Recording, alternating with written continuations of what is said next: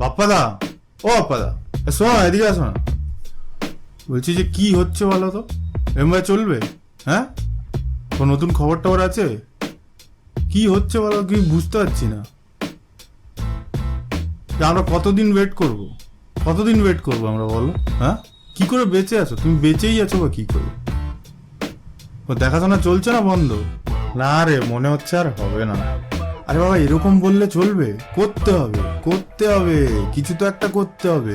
এরকম হাতে হাত দিয়ে বসে থাকলে চলবে না। আর কতদিন বলো? হাতটা দাও, হাতটা দাও, আর দাও না হাতটা দেখি। কি অবস্থা, একটু পুরো কড়া পড়ে গেছে দেখছি।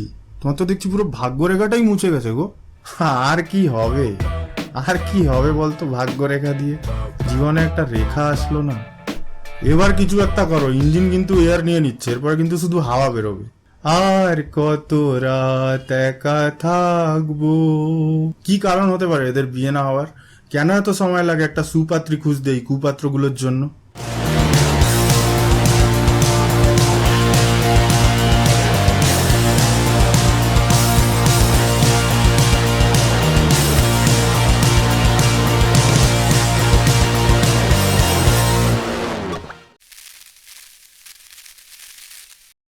সার্ভে করে দেখা গেছে যে 80% বাঙালি ছেলেদের লাভ ম্যারেজ হয়।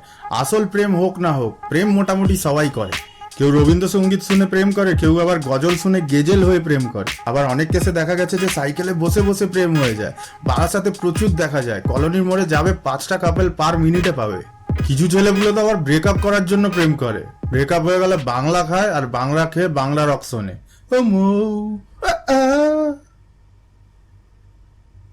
অনেক সময় ছেলেরা বাইক কেনেই প্রেম করার জন্য, বাইক থাকলে চান্সেস বেড়ে যায়। সমীক্ষা করে দেখা গেছে যে মেয়েদের একটা ছেলেদের বয়ফ্রেন্ডের বাইকে চড়ার জন্য একটা ফ্যান্টাসি থাকে, বাইকে বসে যেন বডিটা পুরো গর্বিত হয়ে যায়। নর্মালি কি কেউ আর এইভাবে বসে?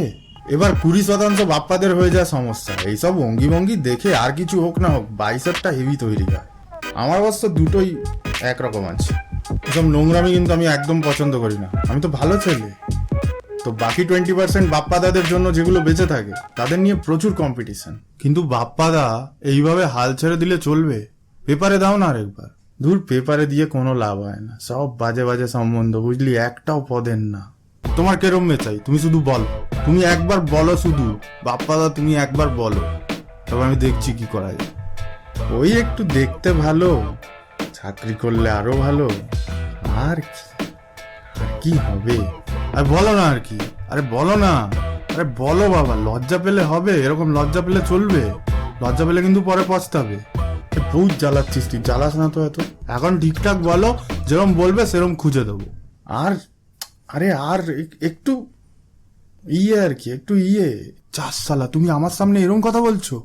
সার্ভে করে জানা গেছে যে এই মুহূর্তে বাংলায় চাকরি বাকরির অবস্থাও খুব খারাপ। হাতে গোনা কয়েকটি বড় আইটি কোম্পানি, তাও কলকাতার ফ্যাসিলিটি গুলোতে যারা পায় তারা 6-7 মাস বেঞ্চেই বসে থাকে। কারণ কলকাতায় কোনো প্রজেক্ট দিলে প্রজেক্টের 108 হয়ে যায়। ওয়ার্ক কালচারটা খুব ভালো তো এখানে, খুব ফ্রেন্ডলি অ্যাটমসফিয়ার, কেউ কাউকে বাস দেয় না। সেই জন্যই এই অবস্থা। অবশ্য প্রচুর স্টার্ট আপ গজেছে, কিন্তু মেয়ের বাবারা টিসিএস ইনফোসিস ছাড়া তো কিছু বোঝে না। আর ওই আদি দাদা বৌদি টেকনোলজি দিয়ে হবে না, একটু ইনোভেটিভ হতে হবে। যেদিকে দেখো শুধু ড্রিম টেক আর ড্রিম সলিউশন। আগে নিজের সলিউশনটা ঠিক করো বাইন। ভালো চাকরি না হলে ভালো চাকরি পাওয়া যায় না। আমার কাছে যেটা সব থেকে বড় প্রশ্ন দাঁড়ালো সেটা হচ্ছে যে এই বাপ্পাদাদের মতন ছেলেরা কি ছোটবেলায় প্রেম টেম করেনি? আমি দেখলাম যে কেউ কেউ করেছিল, আর সেই মেয়েদের বাচ্চারা যখন গরমের ছুটিতে মামা বাড়ি আসে তখন বাপ্পা মামাকেই খোঁজে। সালা ল্যাং মেরে মামা বানিয়ে দিয়েছে। আর যা করতে পারেনি তারা এদের প্রচুর চেষ্টা করেছে বা প্রচুর বাদ বিচার করেছে, না কিছু পাবলিক। আরে তুই তো ভালো মতন জানিস রে, আমি যখন স্কুলে পড়তাম 14টি মেয়ে আমাকে প্রপোজ করেছিল, আমি কাউকে পাত্তা দিইনি। আর ইদানিং আমি বাবাজিকা ঠুল্লু ধরে বসে থাকি। মোদ্দা কথা হচ্ছে যে ছোটবেলা থেকে এফর্ট না দিলে কিন্তু হেভি চাপ। তোমাদের মধ্যে যারা যারা এখনো জুয়ান আছো, আর যদি এখনো প্রেম না কইরা থাকো, তাহলে এখনই প্রেম করা আরম্ভ কইরা দাও, নালে কিন্তু পরে বড় হয়ে যা বাপ্পা দাদের মতন হাওয়া বেরোইয়া যাবে। আর তোমরা হচ্ছে 21st সেঞ্চুরির ছেলে, তোমাকে তো সবসময় বুদ্ধি দিয়ে কাম করতে হয়। বুদ্ধি খাটায় ধরো একটা। আর যদি এর জন্য কিছু করতে হয়, জিম ফিম যাও, জিমে গিয়ে বডি ফডি বানাও। আমাকে সময় সুযোগ কম ছিল, তোমাদের সামনে তো প্রচুর সুযোগ আছে। এই সুযোগটারে লুইফা ধরতে হবে। আজকাল তো খুবই সহজ, কিছুই করতে হয় না, জাস্ট গিয়া একবার বলবা যে আমি তোমারে প্রেম করতে চাই, তুমি কি আমারে প্রেম করবা? যদি কয় হ করুম, তাহলে সোজা গভর্নমেন্টের ঘরে নিয়ে যাবা। গভর্নমেন্টের ঘর, ওই যে নতুন রেস্টুরেন্ট খুলছে গভর্নমেন্টের ঘর, সেইখানে নিয়ে যাবা। চলো যাই গভর্নমেন্টের ঘরে, চলো যাই গভর্নমেন্টের ঘরে, ওখানে বসবো হাত ধরে, চলো যাই গভর্নমেন্টের ঘরে।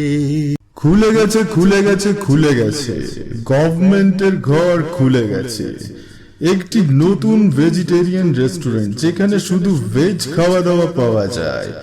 Only green, no red meat and no red wine. শুধুমাত্র সবুজ খাওয়ার জন্য চলে আসুন না আজ বিকেলে গভর্নমেন্টের ঘরে। তো ঠিক এইভাবেই যখন তুমি তার রেস্টুরেন্টে নিয়ে যাবা, সে তোমার বান্ধবী হয়ে যাবে, তারপরে আস্তে আস্তে প্রেম হয়ে যাবে। তাও যদি কোনো অসুবিধা হয়, প্রেম না হয়, তাহলে এই মুহূর্তে কমেন্ট বক্সে লিখে আমারে জানাও।